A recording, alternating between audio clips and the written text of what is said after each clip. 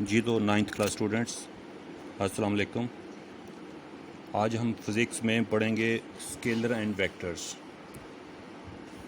अच्छा, अब स्केलर और वेक्टर क्या होते हैं? ये फ़िज़िकल क्वांटिटीज़ होती हैं। जैसे आपने पढ़ी थी जब फर्स्ट चैप्टर में फ़िज़िकल क्वांटिटीज़, ऐसी क्वांटिटीज़ जिनको मेजर किया जा सकता है उनको फ़िज़िकल क्वांटिटी कहते हैं। तो फ़िज़िकल क्वांटिटी को हमने दो हिस्सों में डिवाइड किया, एक स्केलर क्वांटिटीज़ और एक वेक्टर क्वांटिटीज़। ठीक है, पहली बात है कि ये फ़िज़िकल क्वांटिटीज़ होती हैं और इनको दो हिस्सों में डिवाइड किया है जिसको हम स्केलर्स और वेक्टर्स कहेंगे। पहले देखें स्केलर्स क्या होता है। स्केलर वो क्वांटिटी होती हैं जिनको डिफ़ाइन करने के लिए आपको सिर्फ दो चीज़ें चाहिए। मसलन ये कोई स्केलर क्वांटिटी मैं लिखता हूँ। पहली बात है स्केलर क्वांटिटी क्या होती है? फ़िज़िकल क्वांटिटी होती है।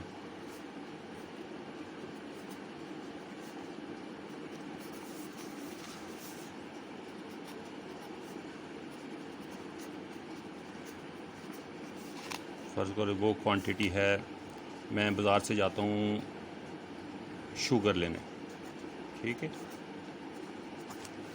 और तो मुझे क्या चीज़ बतानी पड़ेगी? मुझे उसकी अमाउंट बतानी पड़ेगी या मैग्नीट्यूड बताना पड़ेगा? क्या मैग्नीट्यूड बताना पड़ेगा? मैं कहूँगा मुझे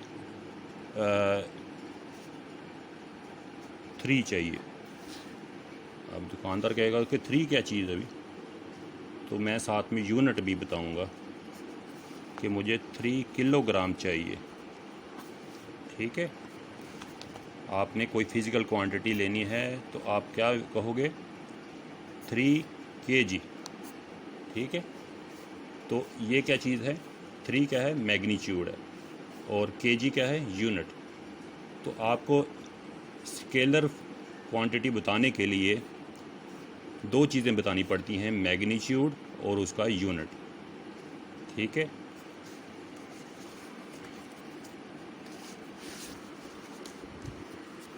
ठीक है, फिर देख लें स्केलर क्वांटिटी क्या होती है।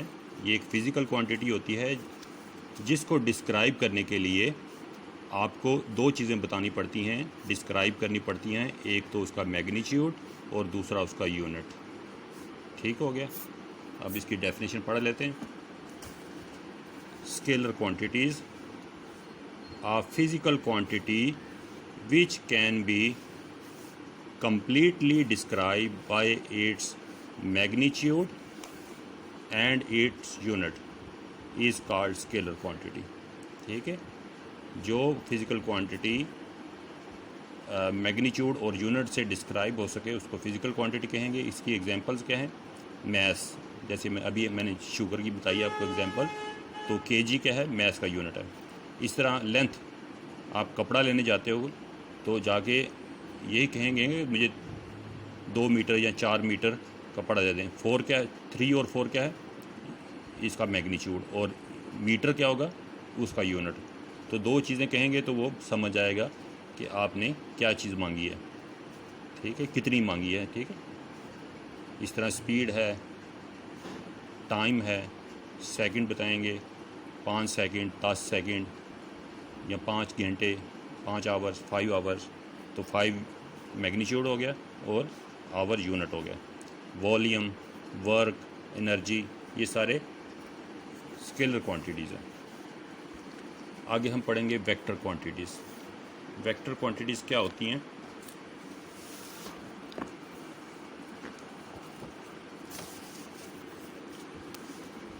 वेक्टर क्वांटिटी वो फिज़िकल क्वांटिटी होती हैं जिनको डिस्क्राइब करने के लिए आपको साथ में डायरेक्शन की भी ज़रूरत पड़ेगी। ठीक है, a vector quantity can be described completely by magnitude and direction। जैसे कि कोई पूछे कि आपका, मैं तो लिख लेता हूँ,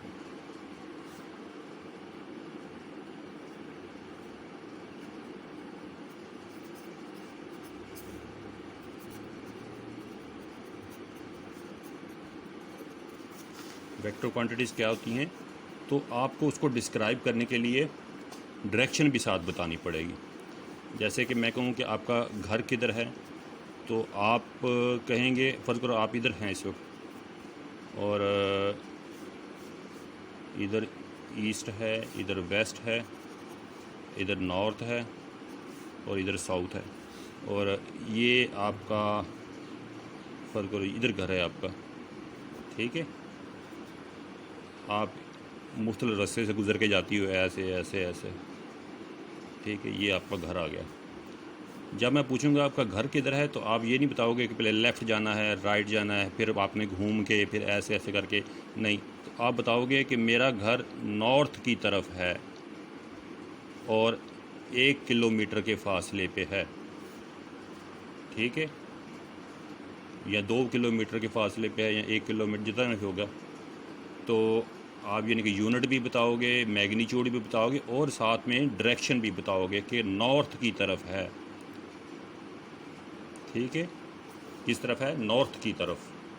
तो डायरेक्शन जब तक नहीं बताओगी तो 2 किलोमीटर खाली कह दोगे कि मेरा 2 किलोमीटर घर है, तो वो तो इधर भी हो सकता है, इस तरफ भी हो सकता है, इस तरफ भी हो सकता है, इस तरफ भी हो सकता है। तो आप ढूंढ नहीं सकते जब तक आप डायरेक्शन नहीं बताओगी और इसका मैग्नीट्यूड नहीं बताओगी, तो तब तक आपका घर फाइंड नहीं हो सकता।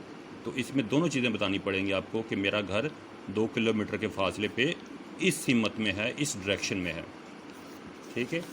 तो हम वेक्टर की डेफिनेशन लिखते हैं। A vector quantity is described completely by the magnitude and direction। वो मैग्नीट्यूड के साथ साथ डायरेक्शन भी बतानी पड़ेगी आपको, ठीक है। इसकी एग्जांपल्स क्या होंगी? जैसे कि वेलोसिटी है, डिस्प्लेसमेंट है। डिस्प्लेसमेंट की डेफिनेशन हम पढ़ते हैं अभी। वेलोसिटी स्पीड को ही कहते हैं। वेलोसिटी का मतलब स्पीड ही होता है, लेकिन ये एक इसकी डायरेक्शन होती है, ठीक है। स्पीड में डायरेक्शन नहीं बताते, सिर्फ बताते हैं कि इतनी स्पीड से बंदा चल रहा है या कोई चीज़ चल रही है, लेकिन वेलोसिटी में डायरेक्शन होती है, ठीक है। कि इस सीमत में या स्ट्रेट जा रहा है आदमी, तो कहेंगे कि 40 मीटर पर सेकंड की रफ्तार से वो सीधा चल रहा है, तो कहें फिर वो वेलोसिटी कहलाएगी, स्पीड नहीं कहलाएगी। डिस्प्लेसमेंट क्या है? 2 पॉइंट के दरमियान फासले, यानी 2 पॉइंट के दरमियान फासले को डिस्प्लेसमेंट कहते हैं, ठीक है। वो उसकी डायरेक्शन होती है। फोर्स तक, यानी फोर्स में भी डायरेक्शन होती है, ठीक है। ख़ास सीमत में आप फोर्स लगाते हैं। मोमेंटम की डायरेक्शन होती है। टॉर्क, ठीक है। तो ये वेक्टर क्वांटिटीज़ हैं। अच्छा, अगला क्वेश्चन है हमारा, ये तो बस हो गई डेफिनेशन। अब है कि वेक्टर को कैसे रिप्रेजेंट किया जाता है। एक वेक्टर जो है इसको कैसे रिप्रेजेंट करेंगे, शो कैसे करेंगे इसको शो करने के 2 तरीके होते हैं। एक होता है सिंबॉलिकली, एक ग्राफिकली। पहले हम पढ़ते हैं सिंबॉलिकली। सिंबल के ज़रिए इज़हार करना, यानी कि कोई अल्फ़ाबेट लिख के इज़हार करना। सिंबॉलिकली वी कैन रिप्रेजेंट, या generally we use bold letter to represent the vector quantity. Bold letter कैसे होंगे? ये जैसे एफ़ है, ए है, डी है, यानी कि इसको कैपिटल लेटर में भी लिख सकते हैं, स्मॉल लेटर में भी लिख सकते हैं, लेकिन बोल्ड होना चाहिए, मोटा होना चाहिए, ठीक है। दूसरा तरीका क्या है इसी में, यानी कि इस सिंबॉलिकली में दूसरा तरीका है कि हम अगर उसको मोटा नहीं लिखते तो उसके ऊपर एक बार डाल देते हैं, लाइन डाल देते हैं, तो शो करता है कि ये वेक्टर क्वांटिटी है। फोर्स है, फोर्स के ऊपर बार डाल देंगे तो कहेंगे कि ये वेक्टर क्वांटिटी है। ये एक्सेलरेशन है, इसके ऊपर बार डाल दिया तो ये एक्सेलरेशन। डिस्प्लेसमेंट के ऊपर बार डाल दी, ये दूसरा। एक तीसरा मेथड भी होता है, बार की जगह हम एरो हेड लगा देते हैं। जिस तरह ये है, ए के ऊपर मैंने ये एरो हेड लगा दिया है, एफ़ के ऊपर ये एरो हेड लगा दिया है, डी के ऊपर एरो हेड लगा दिया है, ठीक है। तो ये 3 तरह से इसको रिप्रेजेंट कर सकते हैं सिंबॉलिकली वेक्टर्स को। अब एक दूसरा मेथड मैंने बताया था, ग्राफिकली होता है। ग्राफिकली क्या होती है, इसमें नाम से नहीं करते, इसको हमने लेंथ, इसको एक लाइन से रिप्रेजेंट करना होता है, जिस लाइन के एक कोने पे उसकी डायरेक्शन के लिए हम हेड डालते हैं, एक तीर का निशान डाल देते हैं, जो शो करता है कि ये इस वेक्टर की डायरेक्शन इस सीमत में है और इसकी जो लंबाई होती है वो भी शो करती है कि इसका मैग्नीट्यूड कितना है। ठीक है, graphically a vector can be represented by a straight line with an arrow head it's one and. ठीक है, एक लाइन से रिप्रेजेंट किया जाता है और लाइन की जो लेंथ है वो उसका मैग्नीट्यूड ज़ाहिर करती है, और एरो हेड जो है एक कोने में, एक साइड पे जो एरो हेड होता है वो उसकी डायरेक्शन को ज़ाहिर करता है। The length of the vector gives the magnitude of the vector while the arrowhead of the line gives the direction of the vector। ठीक हो गया। तो ये दो तरीके थे वेक्टर को ज़ाहिर करने के लिए।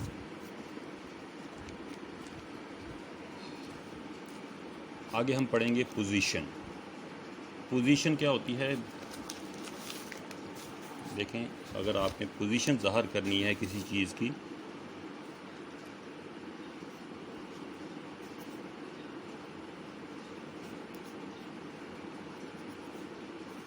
ठीक है, तो आपको किसी रेफरेंस पॉइंट से ज़ाहिर करनी पड़ती है। फ़र्ज़ करें आप इधर खड़े हैं,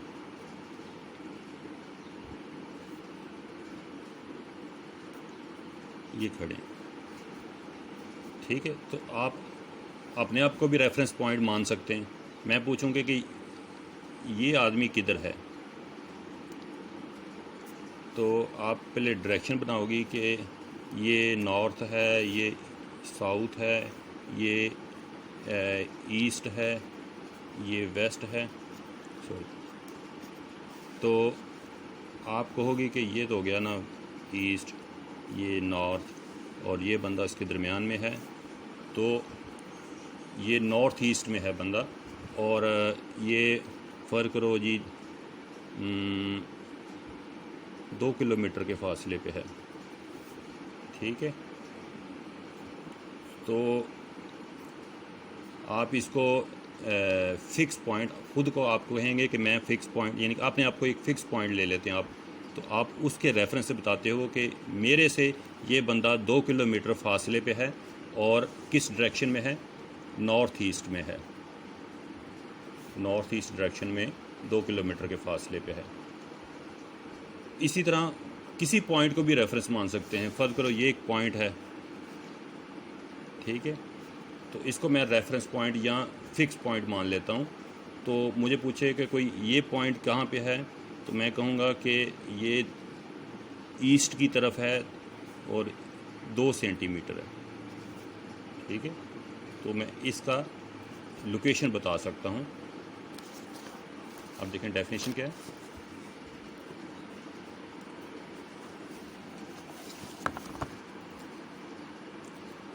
position, the distance and direction of a body. ठीक है, एक बॉडी की डिस्टेंस और डायरेक्शन दोनों चीज़ें from a fix point shows the position of a body. ठीक है, किसी फिक्स पॉइंट से किसी दूसरी बॉडी की डायरेक्शन और डिस्टेंस, दो चीज़ें अगर आप बता देते हैं तो वो उसकी पोजीशन होगी। ठीक है, छोटा सा डेफिनेशन है।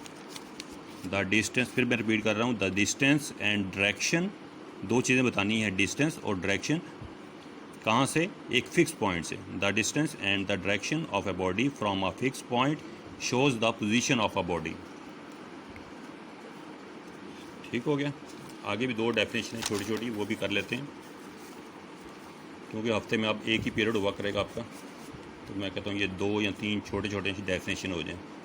अगला क्वेश्चन है, differentiate between distance and displacement. Distance और डिस्प्लेसमेंट में क्या फ़र्क है, इसकी मैं एग्जांपल देता हूँ, आपको समझ आ जाएगी।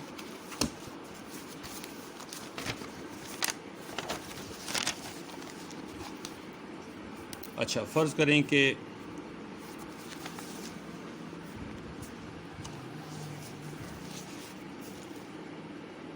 ये 2 पॉइंट हैं, इधर ये 2 पॉइंट्स हैं। ठीक है, फ़र्ज़ करो ये आपका स्कूल है और ये आपका घर है। तो जब आप घर जाते हो तो आप ऐसे सीधा तो नहीं चले जाते, रास्ते में कई मोड़ आते हैं, बाहर निकले आप ऐसे गए, फिर ऐसे मुड़े, फिर ऐसे गए, ठीक है, तो ऐसे आपका घर आ गया। तो ये जो डिस्टेंस होगी, ये आप सीधा गए, ऐसे गए, तो ये डिस्टेंस अगर मेजर की जाए तो इसको कहते हैं डिस्टेंस। क्या कहते हैं? यानी ये पाथ जो है, जो आप ऐसे जा रहे हो, पहले ऐसे गए, फिर ऐसे गए, फिर आप घूम के ऐसे गए,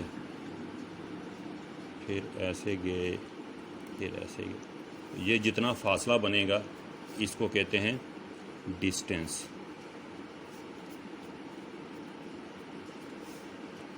ठीक है। और आपके स्कूल से आपके घर का सीधा जो बनेगा फासला, यहाँ से लेके सीधा एक ख़ास डायरेक्शन सीधा ये नहीं, ठीक है। तो ये इसकी ये जो वेक्टर आया है, यहाँ से लेके यहाँ तक फासला आया है, इसको कहेंगे डिस्प्लेसमेंट।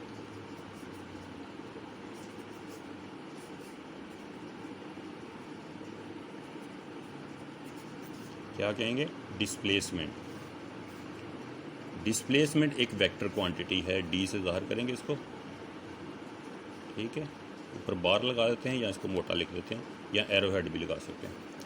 तो इसकी ख़ास डायरेक्शन होती है और लेंथ होती है, ठीक है। यहाँ से लेके यहाँ तक ये लेंथ हो गई, ये शो करेगी आपका फ़र्क 2 किलोमीटर फासला है यहाँ से लेके यहाँ तक, और एरो हेड शो करता है कि ये इसकी डायरेक्शन को शो करता है, ठीक है। तो डिस्प्लेसमेंट एक वेक्टर क्वांटिटी है, जबकि जो डिस्टेंस है वो एक स्केलर क्वांटिटी है।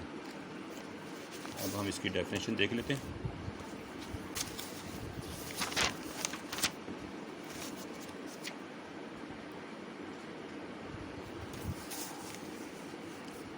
Distance and displacement.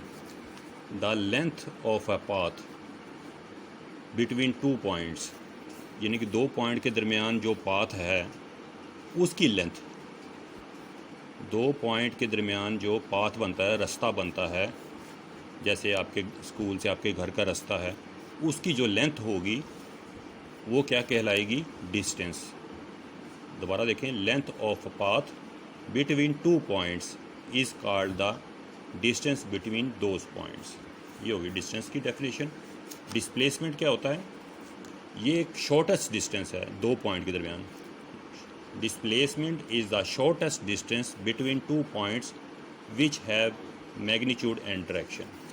ठीक है, जैसे मैंने अभी ये बताया था, ये आपका स्कूल है, ये घर है, तो इनके दरमियान शॉर्टेस्ट डिस्टेंस क्या होगी? कम से कम फासला सीधा ही होगा। ये शॉर्टेस्ट डिस्टेंस है, इसको कहेंगे डिस्प्लेसमेंट, और ये इसका मैग्नीट्यूड भी होगा और डायरेक्शन भी होगी। तो ये एक वेक्टर क्वांटिटी है। ठीक हो गया। इसकी हम डेफिनेशन देख लेते हैं।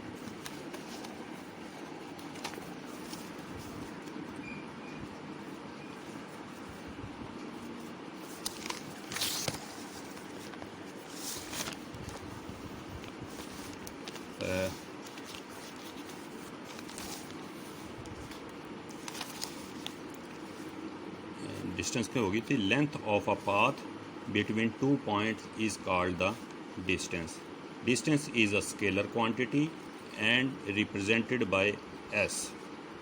ठीक है, ये 3 चीज़ें बतानी है। एक डेफिनेशन बतानी है आपने, दूसरा बताना है कि ये स्केलर क्वांटिटी है, तीसरा बताना है कि ये किससे शो किया जाता है, इसका सिंबल क्या है। Displacement is the shortest distance between 2 points which has magnitude and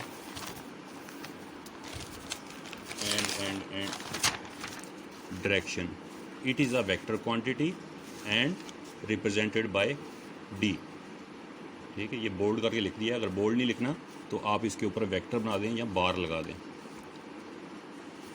ठीक है, 3 चीज़ें बतानी है, डेफिनेशन, और ये स्केलर है कि वेक्टर है, और इसका सिंबल क्या है।